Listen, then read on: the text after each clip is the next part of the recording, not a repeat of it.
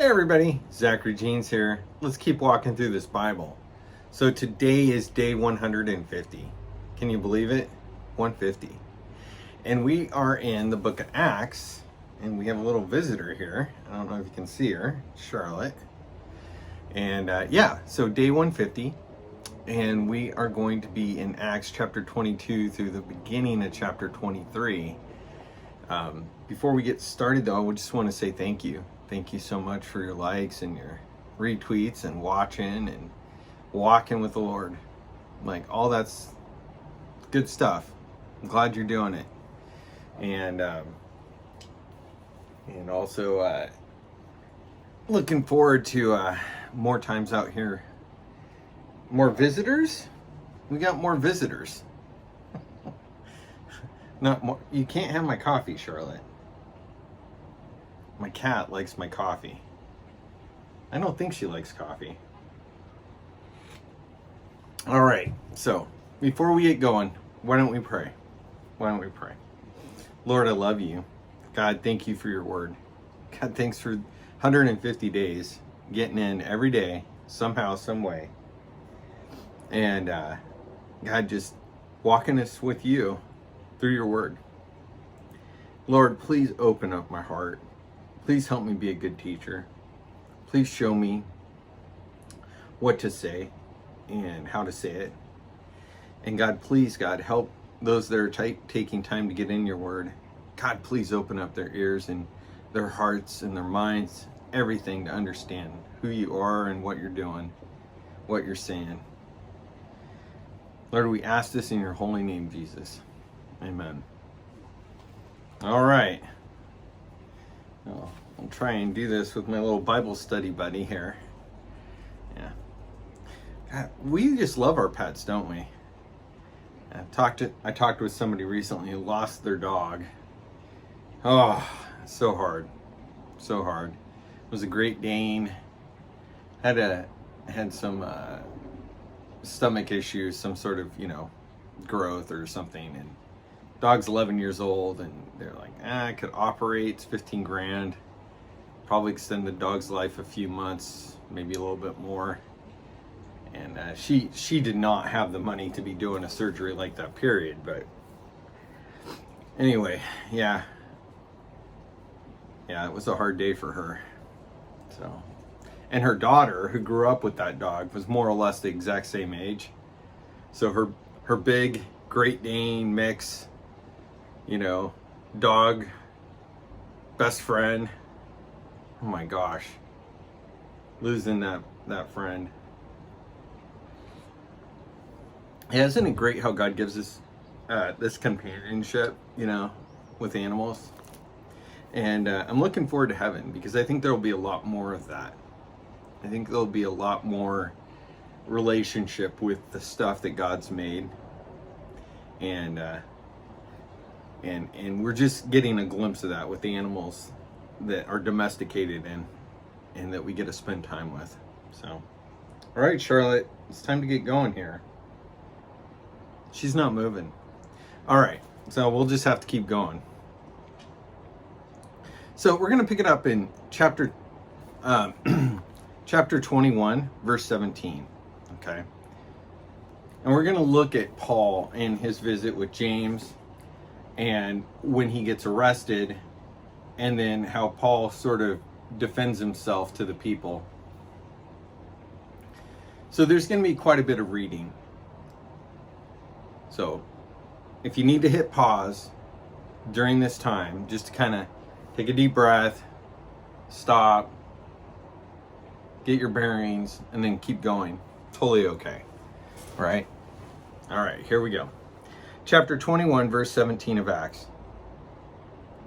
When we had come to Jerusalem, the brothers received us gladly. On the following day, Paul sent in with us to James, and all the elders were present. Now, this is not James, obviously, who was murdered by Herod, right? This is not James the apostle. This is, he's considered an apostle, but James, the brother of Jesus. Okay, so, and I apologize, they keep saying okay. but Jesus' brother, James, his half-brother. After greeting them, he related one by one the things that God had done among the Gentiles through his ministry. And when they heard it, they glorified God. And they said to him, "You see, brother, how many thousands there are among the Jews of those who have believed. They are zealous for the law, and they have been told about you, that you teach all the Jews who are among the Gentiles to forsake Moses, telling them not to circumcise their children or walk according to our customs. What then is to be done? They will certainly hear that you have come. Do therefore what we tell you. We have 4 men who are under a vow. Take these men and purify yourself along with them, and pay their expenses, so they may shave their heads. Thus all will know that there is nothing in what they have been told about you,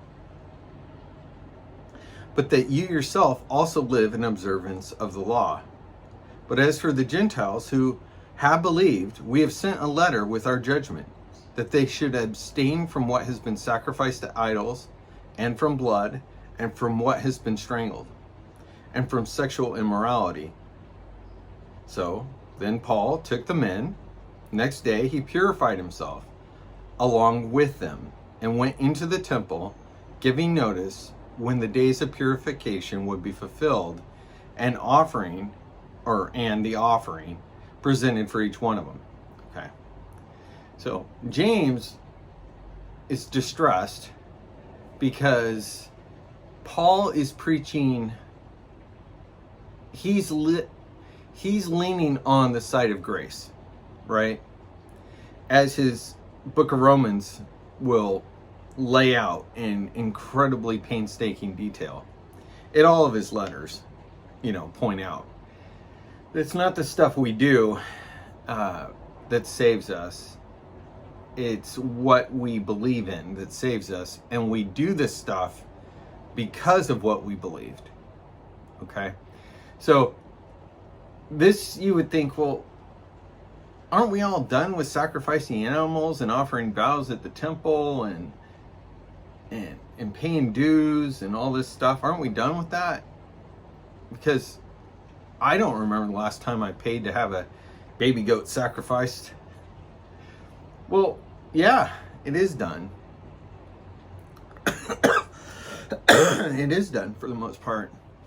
And I say the most part in that even though the Jewish people don't celebrate those sacrifices right now, there are plans at some point to put that temple back together and do that again.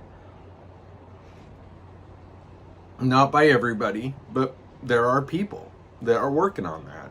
You can do your own research and then, probably get pulled into all kinds of conspiracy theories and end time stuff. But just at base level, there are people who want to have the opportunity to sacrifice in Jerusalem in that rebuilt temple.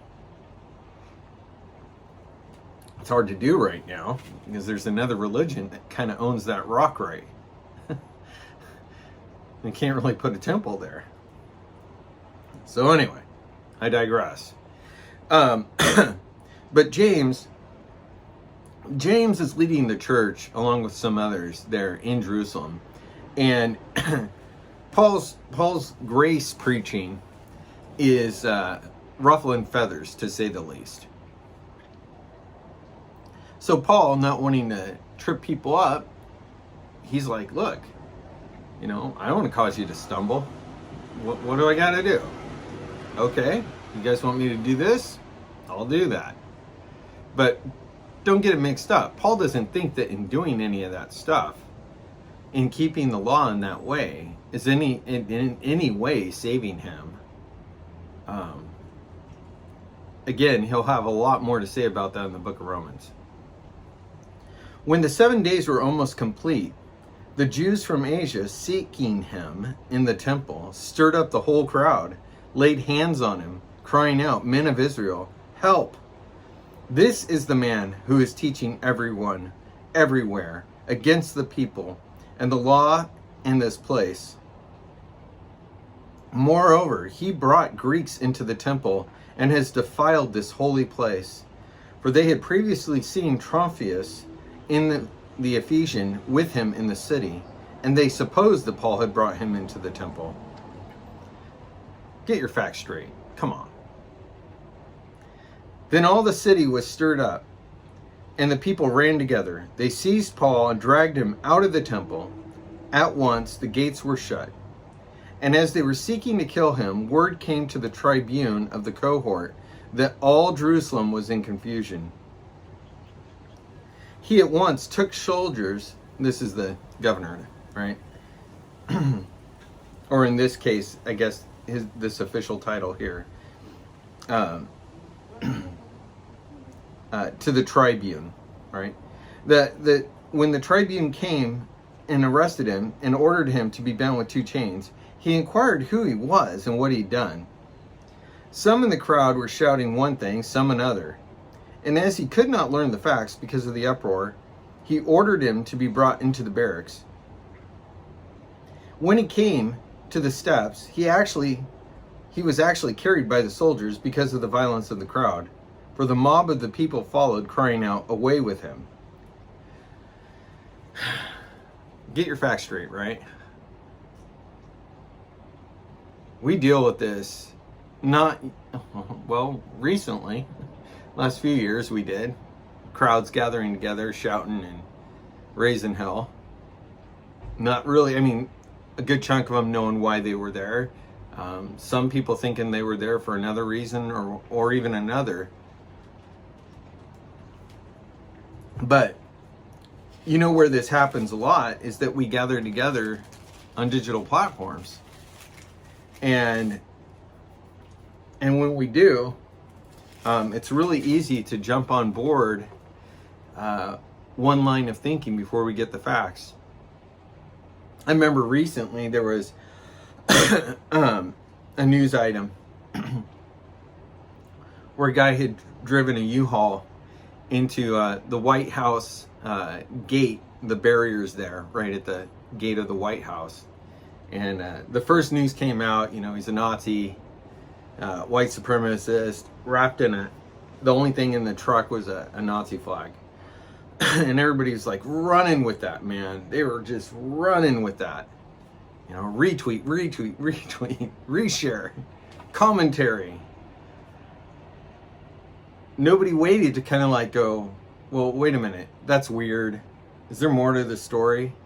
Turns out he's a guy, not from America, originally anyway, and he doesn't have any hallmarks of being a quote-unquote, white supremacist or Nazi.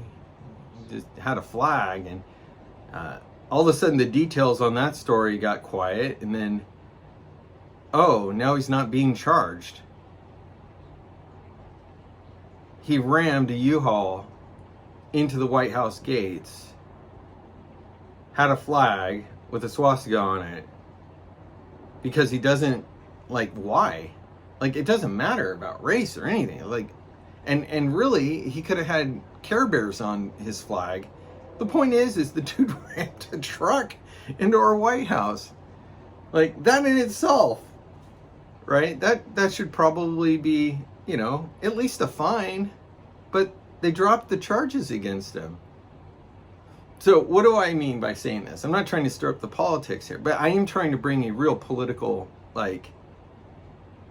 so maybe this will stir you up, but I'm not saying it for that point. My point of bringing up a real world political situation is that right now your heart, if you're on one side, another side, or another side, or another side of that issue, okay, and everything around that story and stories like it, it's stirring up an emotional response in you. And this crowd was full of confusion, and not all the facts were known, but accusations were flying, man. And people jumped on board.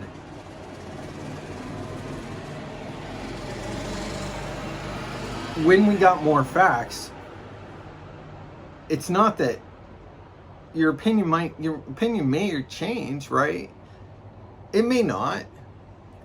But let's get just a few more facts before we start running people up the flagpole and wanting to get a rope, right? Where's that salsa made? New York City? Get a rope. Anybody remember that commercial? Anyway. So, but I'm making light of a serious situation. Paul was almost murdered. But the Roman government there stepped up, stood in, carried him out. Now they're going to get the info. Okay? So, I've got this night blooming jasmine, which, though it's not nighttime, putting out a lot of fragrance. So, apologize, my throat. But it's so beautiful. This is Marge. We've named our night blooming jasmine Marge. She's tough. She's gone through a lot of winters, a lot of hot summers. All right, so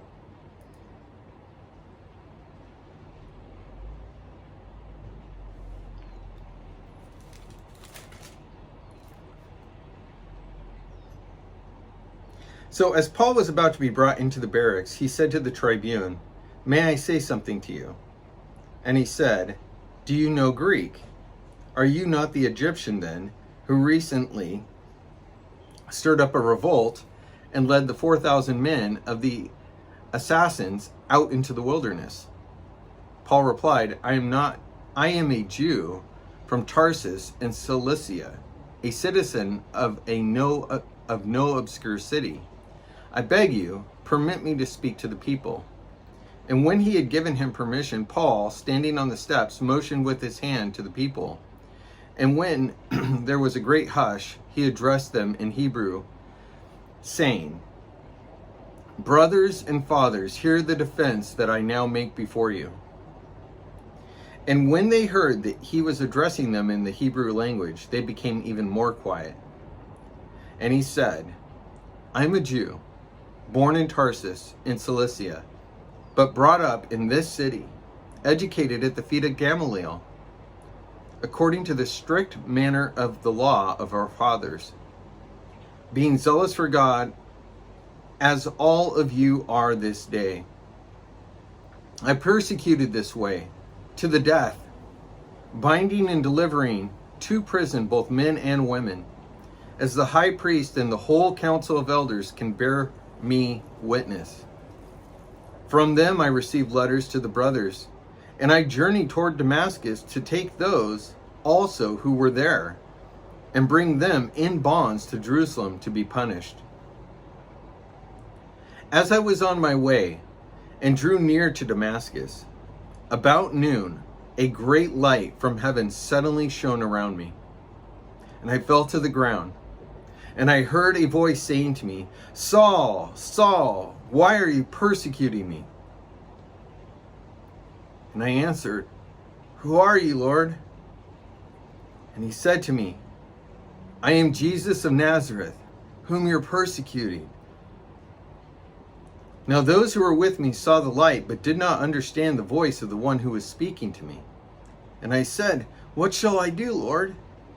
And the Lord said to me, Rise, go into Damascus, and there you will be told all that is appointed for you to do. And since I could not see because of the brightness of that light, I was led by the hand by those who were with me, and came to Damascus. And one, Ananias, a devout man according to the law, well spoken of by all the Jews who lived there, came to me, and standing by me, said to me, Brother Saul, receive your sight. At that very hour I received my sight, and I saw him. And he said, The God of our fathers appointed you to know his will, to see the righteous one, to hear a voice from his mouth. For you will be a witness for him to everyone of what you have seen and heard. And now, why do you wait? Rise, be baptized, wash away your sins, calling on his name. When I had returned to Jerusalem and was praying in the temple, I fell into a trance and saw him saying to me, "Make haste, get out of Jerusalem quickly, because they will not accept your testimony about me." And I said, "Lord, they themselves know that in one synagogue after another I imprisoned. I beat those who believed in you.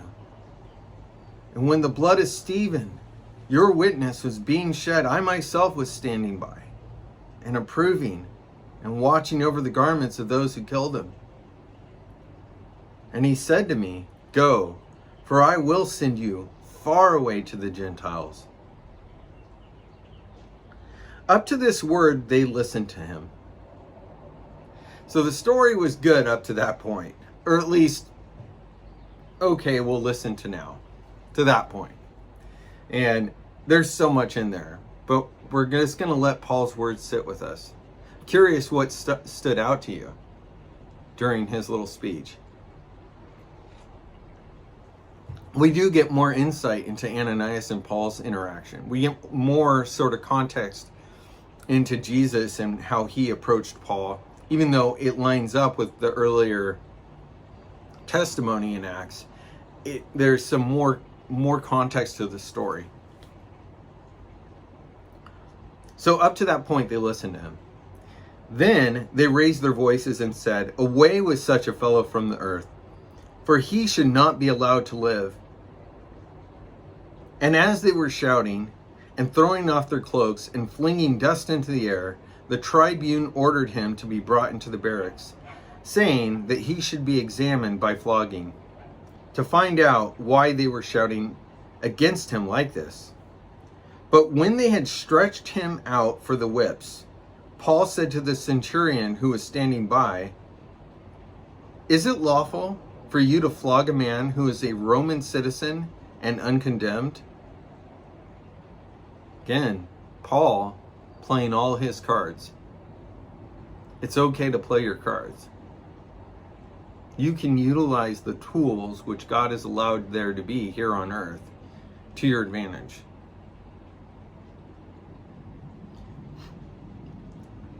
Maybe some of you are like, "Yeah, Zach, duh." But there are people that struggle with that. They feel guilty about seeking their own advantage because they want to humbly follow the Lord and take up the cross all the way, should it be, unto death, right? They want to serve the Lord and they don't want to turn away from any suffering or opportunity that God gives them that way. And so it becomes sort of a lifestyle of always choosing the harder path, but not just in the, I'm going to stand up for truth in the harder path, but also I'm going to take as many beatings in this life as possible to align myself with the Lord. And here we have Paul advocating for his own personal position through Roman laws. So if you struggle with that, you got to deal with this passage. You have to wrestle with this, because I don't think it's always the right answer to take the beating. I don't think it's always the right answer to quote unquote be arrested. I think Paul gets put out in a basket over a wall. I think he advocates for himself here, many other places, right? So you need to wrestle with that. And if this is just like, "Zach, this makes no sense, dude," of course you would advocate for yourself. Okay, well, I tried to explain, there's a reason, right? People, as they draw near to the Lord, sometimes feel like, well, I don't want to turn away from, what God's got for me in this world. And if that means suffering and being a witness for him in dark, hard places, in prison, and wherever God would have me put, whether justly or unjustly, according to a society's laws, I'm willing to go. And so it's almost like they invite that. But anyway, that's a bigger discussion. But just wrestle with that passage if you struggle with this whole, taking up your cross thing to the point where you don't even advocate for yourself. Because Paul did. So when the centurion heard this, he went to the tribune and said to him, "What are you about to do? This man is a Roman citizen." So the tribune came and said to him, "Tell me, are you a Roman citizen?" And he said, "Yes." The tribune answered, I bought this citizenship for a large sum." Paul said, "But I am a citizen by birth." For those who were about to examine him withdrew from him immediately. And the tribune also was afraid, for he realized that Paul was a Roman citizen and that he had bound him. They had broke laws. When they realized they were about to break even bigger laws, they knew that the laws would come kick their ass too. There are people breaking laws in this country who have the authority right now to use those laws. And I think that there are people in authority that are in process of holding them accountable. And I think that we are starting to hear their stories, some whistleblowers that are admitting, yeah, we know that this stuff is wrong, and we tried to raise our hand and say we need to stop doing X, Y, or Z. This is wrong. It's illegal. If it's not illegal and wrong, it's immoral. It doesn't align with our mission. And I think that you're watching, if you're paying attention, not to the news hype and all that, but the actual court cases, the actual hearings. You're starting to get a sense that behind, because you're only getting the front story, and usually this stuff takes time to come out, right? Just like this information here, this is a pattern for reality. It takes time for people to gather evidence and then catch themselves and go, wait, what? Maybe we should do it a different way. Or if they decide to do the wrong thing, okay, screw it, we're going to do the wrong thing. But these people are realizing, if we do this, it's going to come back on us. And I think there are a lot of people that are realizing that right now, who thought there is no way any of this is coming back on us. But it's coming. It's coming.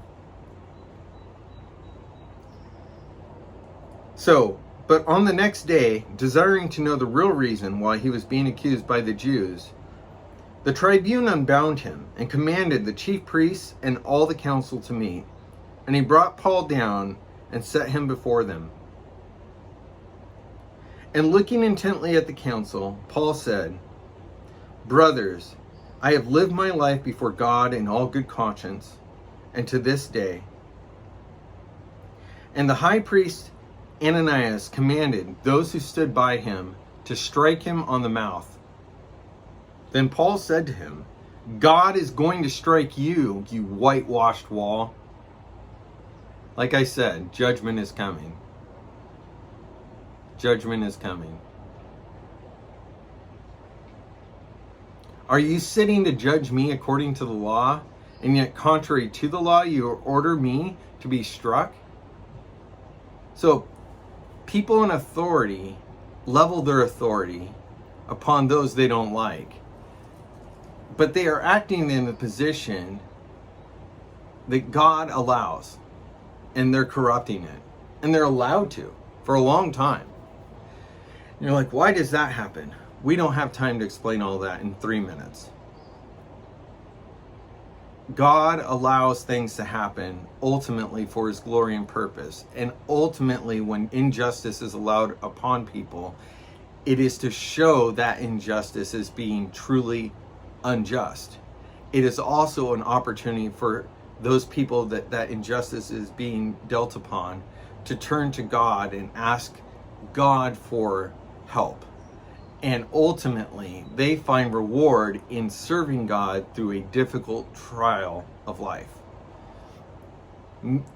Not always, but often, down the road, those giving the injustice, like Paul said, "Don't strike me, you whitewashed wall. Justice is coming, son." Eventually it does. Eventually it does. And then as a people, as a society, a general move to a period of freedom and liberation occurs, or some sort of deliverance. A good example would be, go read the Judges, books of Judges. Okay, great book for seeing this pattern over and over and over again. society swings one way towards sin, rebelling against God and the way God wired the earth. Then they realize that they're being oppressed and they need help and they're sorry. And then they turn back. God gives them a deliverer. They have a period of time of growth and of life. And then at some point they turn against God again. And then back into a period of judgment.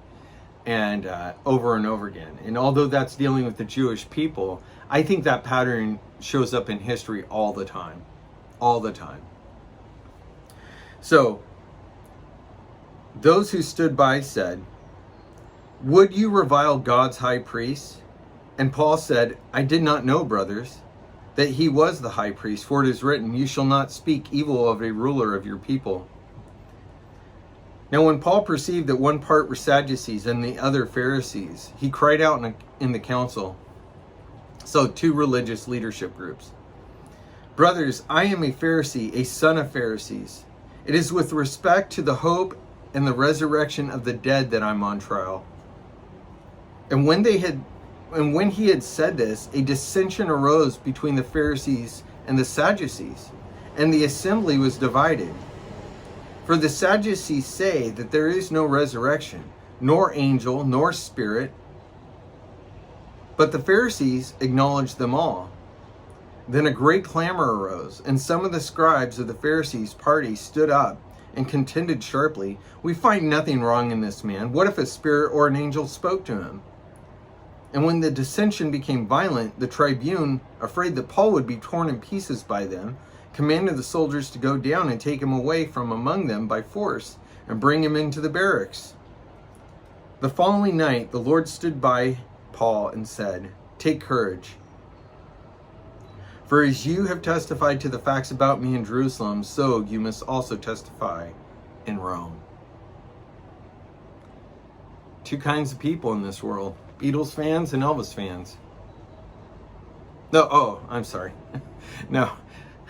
Those who believe in the spiritual side of God's Bible, and those who believe more in the doings and the sayings and teachings of God's Bible. Not that there's a little overlap, but you have the Sadducees on one side and the Pharisees on another, and it literally divided that council that was attempting to prosecute Paul. To this day, as we've talked about many times, there are people that are kind of like knock on wood reality people that don't want anything to do with the spiritual stuff. And then there are people that they're like, hey, there's some spiritual stuff and you got to interpret the knock on wood stuff alongside that. It's been going on for a long time, man. Sadducees and Pharisees, 2 sorts of people. So, day 150 is good. A lot there. Tomorrow, day 151. Let's keep walking.